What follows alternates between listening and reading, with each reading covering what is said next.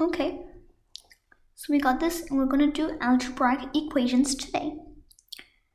We are going to use them with fractions because a lot of people get confused with it, and let's get started. Number 1. First, a fraction A has to have an equal denominator as fraction B, this one, to begin adding together. You can't just add 12x over 9 equals 68. Okay, we're done. We can't just do that. We need to make the denominators the same. So if you have fraction A over B, we want it to make equivalent to C over D. What we would do is, for example, if D was 2 times of B, then what we would have done would be multiply by 2 over the 2, like this. These things just simplify to 1. They're the same thing as 1, but we just want to make the denominators equal. It doesn't matter. Okay, so based on this, we can tell that the 3 is 1/2 of 6, or the 6 is twice as much as 3. So we can just multiply both sides by 2. So that gives us 10x over 6. So I got the same denominator, and it still simplifies to 5 over 3x plus the 7x over 3 is actually 6 is equal to 68. Okay, now we can do this. We can just do 17x over the 6 is equal to 68. But what do we do now? So over here, let me go here actually. So we have the 17x is equal here.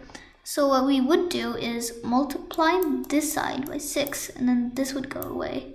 You multiply this side by 6. So let's just do that. So this gives us 17x is equal to 68 times 6. But what if this was a non-calculator test? What would you do?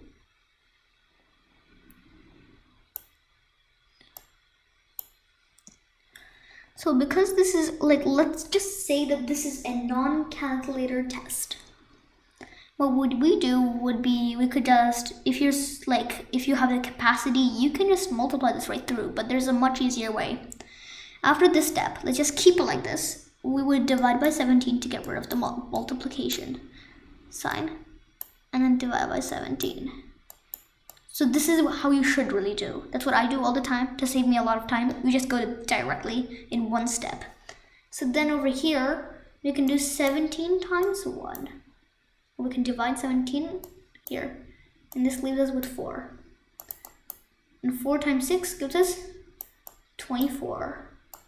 So this is our answer. Congratulations, you just solved a fraction problem. So let's go over the steps once more. Let's zoom out a bit. This. Okay, so this is our problem. We draw a straighter line. This is our problem.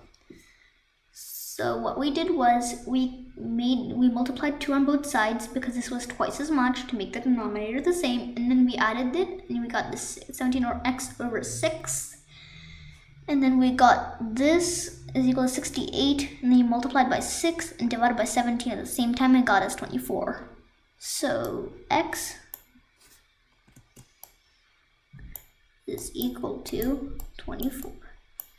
But how are we so sure? We'll always have to check. First, 24, 3, 1, and then 8. So that would give us 8 times 5 is 40. Gives us 40 over here. 40 over here.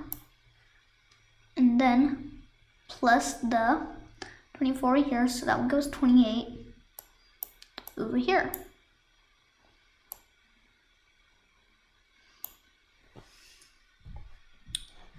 So what should we do now? We had to add it because we added it. Let's go 68. So I hope that was pretty helpful.